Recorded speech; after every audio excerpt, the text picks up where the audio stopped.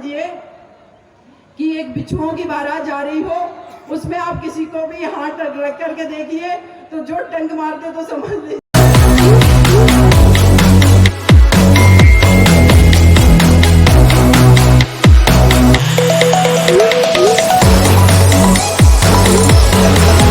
जब कोई व्यक्ति विरोध करके ऑक्सफोर्ड में जाकर के पढ़ाई कर सकता है, विदेशों में पढ़ सकता है, तो क्या हम अपने घरों में आज इंटरनेट देख करके उस पर सही चीजें डिस्कस नहीं कर सकते हैं?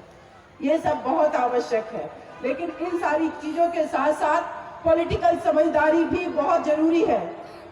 बाबा साहब ने भी कहा था कि हम आपको राजनीतिक अधिकार दिला देंगे, हम आपको सामाजिक अधिकार नहीं दिला सकते, ये आपको खुद हासिल करने होंगे। और ये सामाजिक अधिकार, सामाजिक समानता तब आप हम लोग हासिल कर पाएंगे जब हमारे पास उस भारत की संसद, सर्वोच्च संसद में बैठने के लिए ज्यादा से ज्यादा संख्या में पहुंचेंगे, पॉलिसी बनाएंगे और इस देश हित की बात करेंगे।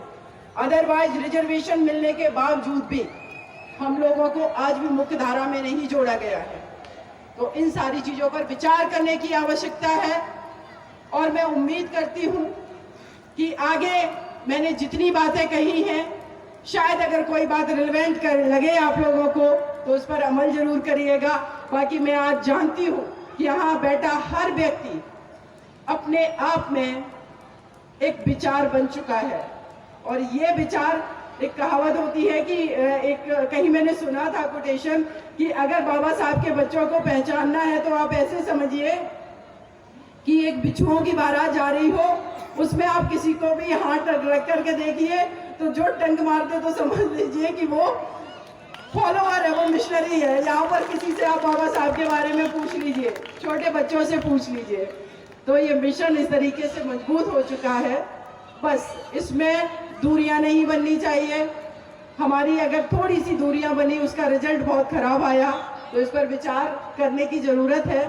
व्यक्तिगत हित को साइड रख करके एकजुट होकर के बाबा साहब भीमराव अंबेडकर जी के मिशन को, मानवर साहब कांसीराम जी के मिशन को हम लोगों को पूरा करना है।